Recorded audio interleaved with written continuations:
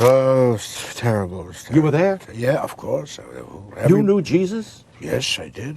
A comedy legend walked onto a red carpet built for applause and left the room feeling like someone had just turned the lights off. Mel Brooks is nearly 100 years old. He has spent a lifetime proving that laughter can outlive almost anything: war, heartbreak, scandal, even time itself. But at this premiere, with cameras waiting for a joke and Hollywood expecting a warm toast, he reportedly did the opposite. He brought up Carl Reiner, not as a memory, not as a tribute, as a warning. The kind of sentence you don't expect from a man famous for turning pain into punchlines, that Carl Reiner, the closest friend of his adult life, wouldn't have been able to keep living if he had seen what the Reiner family is facing now. Think about that for a second. This wasn't said in a courtroom, not in a documentary about tragedy, not in some late-night confessional interview. It was said in the middle of a celebration where everyone is trained to smile, and that's why it lands like something colder than grief. Because if Mel Brooks, who has survived nearly a century of Hollywood's chaos, felt compelled to say that out loud, then the story behind the headlines is not just about an incident, it's about what it did to the people who lived it. And the most unsettling part is this: Mel didn't sound surprised. He sounded like someone who'd been carrying the weight quietly and finally let it slip in public. So what exactly ties Carl Reiner's spirit, Rob Reiner's world, and this ongoing case together in a way that made a comedy icon stop being funny? 2.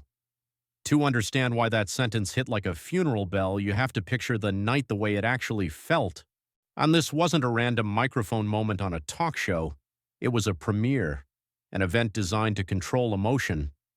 The kind of night where every word is supposed to glide, where grief gets edited into something tasteful, and awkward truths are politely kept off stage. The film everyone came to celebrate was a brand new documentary about Mel Brooks, his life, his legacy, the century-spanning career that taught Hollywood how to laugh at its own shadows. The crowd wasn't there for controversy. They were there for a victory lap. But outside that room, another story was already pulling oxygen from the internet. The Reiner name, usually shorthand for warmth, comedy, and that old-school Hollywood decency, had been dragged into a situation that people were following like a true crime series. Headlines, speculation, and comment threads that moved faster than facts. And in the middle of it all, a family that until recently most people only associated with art and laughter. So when Mel Brooks brought up Carl Reiner, it didn't land as a nostalgic tribute. It landed as a measurement of pain. Because Carl wasn't just a colleague in the public imagination. He was the kind of person you don't replace, the kind of friendship that turns into a second spine, something you lean on without realizing you're leaning. And now Carl was being invoked not as a legend, but as someone who, in Mel's mind, would have broken under what was unfolding. That's the line that makes your stomach tighten, not because it's dramatic, but because it's intimate. It suggests Mel isn't reacting to a headline. He's reacting to something closer, something he understands from the inside. Here's where the story gets uncomfortable. There are two versions of this case floating around: the internet version, fast, emotional, absolute, and the real-world version, slower, procedural, full of allegedly, reportedly, and details that don't fit in a tweet. Mel Brooks didn't give the internet version. He gave the version that sounds like it comes from knowing the people behind the name. And that raises the question nobody in that room wanted to say out loud. What did Mel see? What did he hear? What did he learn privately that made him speak about Carl Reiner as if Carl's absence was a mercy? Because once you pull on that thread, you find something even stranger. It isn't just what Mel said. It's what he didn't say. And the one detail about that night that quietly reframes everything. 3. Before this story ever became a case, people argued about online, the Reiner name meant something simpler. It meant a certain kind of American warmth, a certain kind of old-school talent that didn't need chaos to feel important. Carl Reiner was the kind of man who could walk into a room and instantly make it lighter, not because he demanded attention, but because he made other people feel safe enough to be funny. That was his superpower. He didn't just write comedy, he built comfort. And Mel Brooks, he was the mirror image. Where Carl was structure, Mel was fire. Where Carl made the world feel gentler, Mel made it feel honest. Together, they weren't just friends, they were a system, a rhythm. Two men who could turn a bad day into a story worth retelling. Over the years, their partnership became the kind of legend Hollywood loves to sell. Two icons, trading lines, sparking off each other, making people laugh until it hurt. But the part the spotlight doesn't capture is what that kind of friendship does off stage. Because when you've shared decades with someone, you don't just know their career, you know their family, you know the names that don't appear in headlines, you know what makes them proud, what makes them anxious, what makes their voice change on the phone, and you learn the difference between the man the public thinks they know and the man who exists behind the front door. Carl Reiner wasn't only Carl Reiner, he was also a father.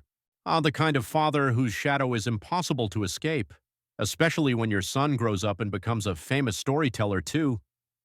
Rob Reiner built a career telling human stories, funny ones, tender ones, painful ones. And people loved him for it because his work often felt like it came from a place that was grounded, like the chaos stopped at the edge of the frame. That's why the current story hits so hard, because it doesn't fit the mythology. It doesn't match what people feel they know about this family. And that mismatch is what makes audiences obsessed. When someone's public image is built on humor and decency, a tragedy doesn't just read as sad, it reads as impossible. And impossible stories are the ones people can't stop clicking. Now zoom back to Mel Brooks at that premiere. If he's looking at what's happening and saying, in effect, Carl couldn't have lived through this. He's not talking like a fan reacting to an article. He's talking like a man imagining the exact moment Carl would have gotten the call, the moment the words would land, the moment his oldest friend would go quiet. And here's the chilling part. People who knew Carl often described him as resilient, someone who'd seen the industry's ugliness and kept his soul anyway. So when Mel suggests this would have broken him, it frames the tragedy as something beyond stress, beyond grief, beyond the kind of pain you recover from with time. It frames it as a kind of hurt that changes who you are. But the deeper question isn't only what Carl would have felt, it's what Mel has been carrying. Because when someone reaches 99 and suddenly chooses a red carpet to say something that dark, it usually means the sentence has been living in their chest for a while, waiting, growing heavier. And that brings us to the most revealing shift in the entire story, one that doesn't happen in a courtroom or a headline. It happens in the way laughter disappears, because the moment Mel Brooks stops being funny, you start to understand what this tragedy is doing to the people who loved Carl Reiner like family. 4. The strange truth about legends is that the public only meets the polished version, the laughs, the awards, the clips that loop forever. But the real bond between Mel Brooks and Carl Reiner wasn't built on stages or studios. It was built in the quiet, repetitive rituals that only happen when two people stop performing for the world and start showing up for each other. After both men lost their wives years earlier, and the friendship didn't fade into polite phone calls, it tightened. According to accounts shared around the documentary, Mel began spending night after night at Carl's house, eating, watching TV, talking, laughing the way old friends laugh when nobody is grading the moment. That rhythm mattered. Because when you're that old, time doesn't feel endless. Every ordinary night is secretly a goodbye rehearsal. And then one night, it stopped. Carl Reiner collapsed at home, and Mel Brooks was there. Not as Mel Brooks, the genius who always knows how to make a room lighter. Just an old man watching his closest friend slip away in real time, unable to bargain his way out of it with charm or wit. The details that have been described from that moment are almost unbearable because they're so human. Mel doesn't sound like a celebrity in a crisis. He sounds like someone in denial, pleading with reality itself, holding on longer than anyone should have to, as if insisting hard enough could reverse what was happening. This is where the crack appears. Because the Mel Brooks we grew up on taught us an unspoken rule: if you can laugh at it, you can survive it. But there are losses that don't care how funny you are. When Carl died, the friendship didn't just end. It left a shape in Mel's life, An empty chair, an empty routine, an empty tomorrow. And if you've ever watched someone lose the person who anchored them, you know what happens next. They keep moving. But something in them starts walking slower. Now jump forward to that premiere night, a room full of people celebrating Mel Brooks's legacy, a room full of carefully arranged joy, and Mel brings Carl up again. Except this time it isn't only grief, it's fear. Not fear for himself. Fear for what it would have done to Carl if Carl had lived long enough to witness the horror now wrapped around the Reiner name. And then he says it, the sentence that turns the air cold. He never could have survived this terrible, terrible thing. That line doesn't sound like gossip. It sounds like a man picturing his best friend hearing the news, feeling his chest tighten, and quietly breaking in a way nobody could prevent. Because Mel isn't talking about headlines. He's talking about the kind of pain that doesn't simply hurt, it rearranges a family forever. And now the question becomes unavoidable. If Mel Brooks is still grieving Carl after all these years, why did the current tragedy pull that grief back to the surface so violently, so publicly? Because the documentary doesn't just capture a career, it captures timing. It captures voices that aren't here anymore. And hidden inside that timing is the detail that makes this story even darker, because it suggests the Reiner family was already in a fragile place long before the world started watching. 5. Here's the detail that makes the whole night feel haunted. That documentary premiere wasn't just a celebration of Mel Brooks. It was also a time capsule that suddenly turned into evidence of a world that no longer exists. Because woven into the film are voices from the Reiner orbit, reflections about Carl, about loyalty, about how laughter can glue a family together for decades. And in the cruelest twist of timing, Rob Reiner's presence in that story now carries the weight of before. Before everything shattered. Before the Reiner name stopped meaning comfort and started meaning disbelief. So when Mel steps up in that room, he isn't speaking from a stage. He's speaking from the edge of a cliff. By then, the public story had already taken its most disturbing form. Rob Reiner and his wife, Michelle Singer Reiner, were found dead in their Los Angeles home in December. Authorities arrested their adult son, Nick Reiner, and he has since been charged. The legal process is still moving, and every official word matters, because this is not a rumor, not a movie plot, not a headline you can close and forget. It's a case where alleged and charged aren't disclaimers. They're the difference between truth and catastrophe. And that's what makes Mel's comment hit harder than any tabloid phrasing, because his sentence isn't built like gossip. It's built like someone imagining a father's heartbreaking. He doesn't say, "I can't believe it." He reportedly says he's glad Carl isn't here to see it, that Carl never could have survived something this terrible. People heard that and focused on the shock of the word glad. But if you listen like a human being instead of a headline, the meaning shifts. He isn't celebrating death. He's describing mercy. The mercy of not being forced to live through the one nightmare older generations whisper about but never truly name, outliving your child. See, and then the story turns even darker, not because of blood or courtroom drama, but because of what it suggests about fate. Carl Reiner died without having to bury Rob, but the world now watches an even more unthinkable headline unfold: a son accused of killing his parents. That's the sentence Hollywood doesn't know how to say out loud because it breaks the basic order we rely on to feel safe. Parents are supposed to worry about their kids, and then eventually leave them behind. Not the other way around. Not like this. Not with an accusation that sharp. And suddenly everything about that premiere changes. The red carpet becomes a pressure chamber. The applause becomes something people do because they don't know what else to do with their hands. And Mel Brooks, the man who built an empire out of laughter, looks like someone who understands that comedy has a limit, that there is a kind of pain that doesn't bend into a joke. It just sits there, unfixable, heavy. What makes this even more unsettling is the echo of the past. Rob Reiner and his son once worked together on a film that reportedly drew from real struggles. Back then, it looked like art processing a hard chapter. Now, in the shadow of what prosecutors allege, it reads like a warning nobody wanted to recognize. And that's why Mel's words landed the way they did.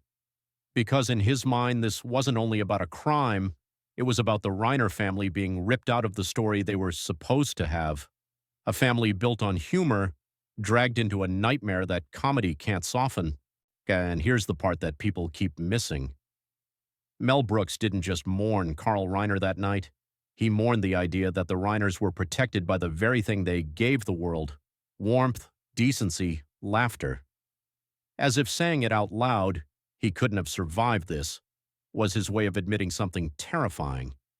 Sometimes even the brightest families in Hollywood don't get a softer ending, they just get a quieter kind of shock. And in the silence after that line, there's one question that lingers, bigger than the case, bigger than the headlines. What happens to a legacy when the last chapter is written in a language nobody recognizes? 6. By the time the lights came up after that screening, the room had two stories sitting on top of each other. On the surface, it was the kind of Hollywood night people love to remember: a legend honored, a career celebrated, laughter echoing through a museum built to preserve the myth. But underneath there was a second story, quieter, heavier, because the Reiner name was no longer just a legacy. It was also a wound the public could see, and a private catastrophe the public could never fully understand. That's what makes Mel Brooks's remark feel so unsettling. Not because it's shocking, but because it's the closest thing to a real, unfiltered human reaction you'll ever get in a room engineered for controlled emotions. He didn't argue facts, he didn't point fingers, he didn't play detective. He did something simpler and somehow more devastating. He imagined a father. He imagined Carl Reiner hearing the news, or realizing the story of his family had been torn open in the last years he wasn't here to witness, and feeling the kind of grief that doesn't come with recovery, only collapse. And in that moment, Mel Brooks wasn't speaking as a celebrity at a premiere. He was speaking as the last surviving half of a friendship that once felt unbreakable. Because when Carl died, Hollywood lost a giant. But when this tragedy followed, it threatened something else: the comforting illusion that certain families are protected by their goodness, or their talent, or the joy they gave the world. Sometimes they aren't. Sometimes the world takes more than it gives back, and the people who made us laugh are left with silence they can't turn into comedy. And that's the legacy twist nobody expects. A documentary meant to preserve a lifetime of laughter now also preserves a before and after moment in Hollywood history, one where a red carpet became a reminder that fame doesn't soften pain, it amplifies it, it puts it under brighter lights. And maybe that's why Mel's sentence lingers. Not because it explains anything legal, because it reveals something emotional, that the people closest to this story aren't watching it like spectators. They're living with it like a storm that never fully passes. So when you hear that line again, Carl couldn't have survived this, it stops sounding like drama. It starts sounding like grief speaking in the only language it has left. And here's the haunting question the night leaves behind. If even the greatest comedians can't laugh their way through a tragedy like this, what are the rest of us supposed to do with it besides look away or keep watching?